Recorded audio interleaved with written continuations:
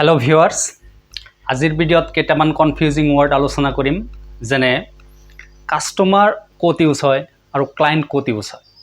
problem আৰু ট্ৰাবলৰ মাজত কি পাৰ্থক্য হায়াৰ মানেও ভাড়া কৰা ৰেন্ট মানেও ভাড়া ফেয়াৰ মানেও ভাড়া তেতিয়াহ'লে ইয়াৰ মাজত পাৰ্থক্য ক'ত ৰেসপন্ড এনসাৰ আৰু ৰিপ্লাই এই তিনিটা শব্দৰ অৰ্থ উত্তৰ দিয়া কিন্তু ইয়াৰ ব্যৱহাৰৰ দিশৰ পৰা পাৰ্থক্য আছে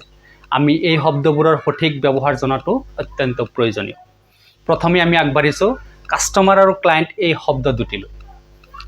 এই দুইটা শব্দৰ অৰ্থ হল ক্ৰেতা কাস্টমাৰ হল কোনো এটা প্ৰডাক্ট ক্ৰয় কৰা যাক আমি হাতেৰে চুব পাৰি কিন্তু ক্লায়েন্ট শব্দটোৰ দ্বাৰা সাৰ্ভিস বা সেৱা লাভ কৰা বুজায় এতিয়া কথা হল টিচাৰৰ ওচৰত শিক্ষা লবলৈ আহিলে নাইবা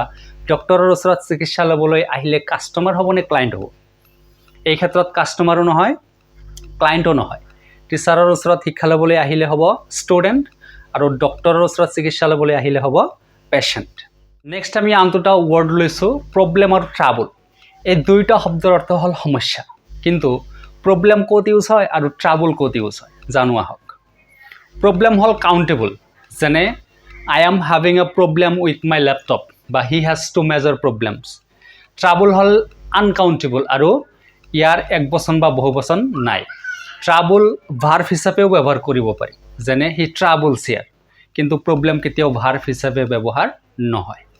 নেক্সট আমি আগবাঢ়িছো হায়াৰ হায়াৰ মানে হল অলপ সময়ৰ বাবে কিবা এটা ভাড়া কৰা যেনে উই হায়াৰ্ড এ বাস ফৰ পিকনিক